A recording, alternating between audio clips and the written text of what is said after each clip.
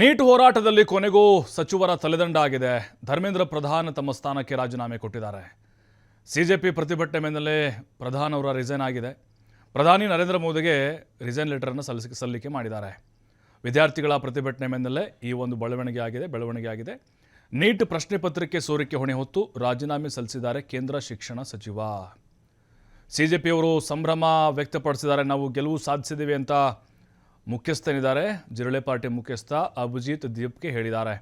ನಮ್ಮ ಹೋರಾಟಕ್ಕೆ ಜಯ ಅಂತ ಅವ್ರು ಹೇಳಿದ್ದಾರೆ. ನೋಡಿ, ನಿಜಕ್ಕೂ ಒಂದು ಕ್ರಾಂತಿಕಾರಕ ಬದಲಾವಣೆ ಅಂತ ಹೇಳ್ಬೋದು. ಯಾಕಂದರೆ ಕಾಂಗ್ರೆಸ್ ಮಾಡಿದಂಥ ಕೆಲಸ ಜಿರಳೆ ಅವ್ರು ಮಾಡಿದರು. ಯಾವ TMCನೂ ಮಾಡಲಿಲ್ಲ. ಅವ್ರು ಹೋರಾಟ ಆರಂಭದಿಂದನೇ ಮಾಡಿದರು, ವರ್ಕೌಟ್ ಆಗಿರಲಿಲ್ಲ ಅಷ್ಟೇ. ಧರ್ಮೇಂದ್ರ ಅವರು ಮಣಿದಿರಲಿಲ್ಲ, ಮೋದಿಯವರು ಕೂಡ ಮಣಿದಿರಲಿಲ್ಲ. ಯಾವಾಗ ಈ ಜಿರಳೆ ಬಂದವೋ, ಡೆಲ್ಲಿಗೆ ಜಂತರ್ ಮಂತರ್ನಲ್ಲಿ ಬಂದು ದೊಡ್ಡ ಮಟ್ಟದ ಹೋರಾಟ ಮಾಡಿದ್ವೋ, ಆಗ ಕೇಂದ್ರ ಸರ್ಕಾರ ಮಣಿಲೇಬೇಕಾಯಿತು. ಯುವಶಕ್ತಿ ಘರ್ಜನೆ ಕೇಂದ್ರ ಸರ್ಕಾರಕ್ಕೆ ಕಾಣಿಸ್ತು. ಪ್ರಧಾನಿ ಮೋದಿಯವರಲ್ಲೇ ನಡುಕ ಶುರುವಾಯಿತು. ಖಂಡಿತವಾಗ್ಲೂ ಇದು, ಯಾಕಂದರೆ ಇಲ್ಲಾಂದರೆ ರಾಜೀನಾಮೆ ಕೊಡ್ತಾ ಇರಲಿಲ್ಲ ರೀ. ಇಷ್ಟೆಲ್ಲ ಹೋರಾಟ ಮಾಡಿದ್ರು, ಇಷ್ಟೆಲ್ಲ ಹಿಂಸೆ ಆದರೂ ಕೂಡ ಮಣಿದಿಲ್ಲ ಅಂತ ಹೇಳಿದ್ರೆ ಆ ಹಠಮಾರಿ ಧೋರಣೆ ಹಾಗೆ ಮುಂದುವರೆದಿತ್ತು. ಇದು ಯಾವಾಗ ಮುಂದೆ ನಮ್ಮ ತಲೆಗೆ ಬರುತ್ತಿದ್ದು, ಹಣೆಪಟ್ಟಿ ಮತ್ತು ಈ ಲಾಠಿ ಚಾರ್ಜ್ ಎಲ್ಲ ಆದಮೇಲೆ ಸಿಕ್ಕಾಪಟ್ಟೆ ಸೋಷಿಯಲ್ ಮೀಡಿಯಾದಲ್ಲಿ ಕೇಂದ್ರ ಸರ್ಕಾರದ ವಿರುದ್ಧ ದೊಡ್ಡ ಮಟ್ಟದ ಒಂದು ಅಭಿಯಾನ ಶುರುವಾಯಿತು. ಆ ಜೆನ್ಜಿಗಳ ಆಕ್ರೋಶದ ಕಟ್ಟೆ ಹೊಡಿತು. ಏನಪ್ಪ ಕರುಣೆ ಇಲ್ವಾ ಕೇಂದ್ರ ಸರ್ಕಾರಕ್ಕೆ?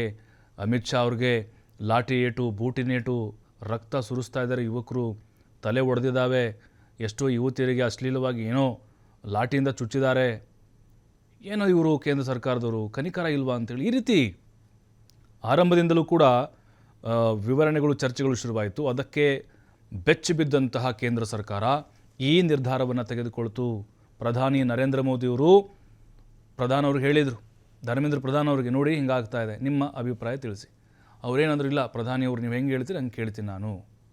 ಜನರ ಆಶೀರ್ವಾದ ಕೊಟ್ಟಿದ್ದಾರೆ, ನೀವು ಅವಕಾಶ ಕೊಟ್ಟಿದ್ದೀರಿ, ನೀವು ಹೆಂಗೆ ಹೇಳ್ತೀರಿ ಹಂಗೆ ಅಂತ ಹೇಳಿದಾಗ ಆವಾಗ ನೋಡಿ ಹೋರಾಟ ಹಿಂಗಿದೆ. ಮತ್ತು ನೇಪಾಳ, ಬಾಂಗ್ಲಾ, ಶ್ರೀಲಂಕಾ ಆದಂಗೆ ಆಗಬಾರ್ದಿಲ್ಲಿ. ಮತ್ತು ದೊಡ್ಡ ಮಟ್ಟದ ಲಕ್ಷಾಂತರ ಸಂಖ್ಯೆಯಲ್ಲಿ ಯುವಕರು ಬಂದು ದಂಗೆ ಎಬ್ಬಿಸಬಾರ್ದು.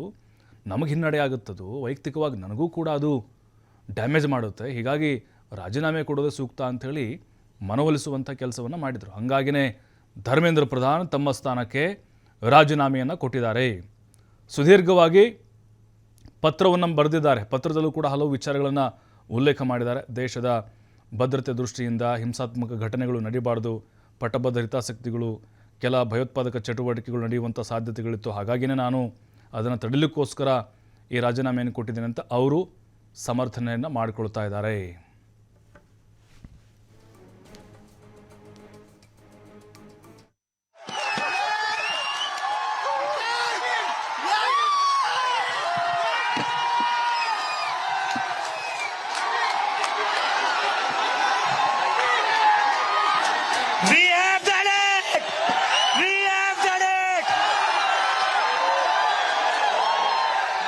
धर्मेंद्र प्रधान ने रिजाइन कर दिया है।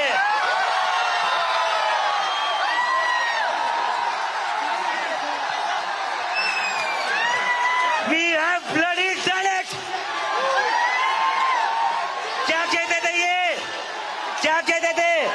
इस सरकार में इस्तीफे नहीं होते। क्या कहते थे? इस सरकार में इस्तीफे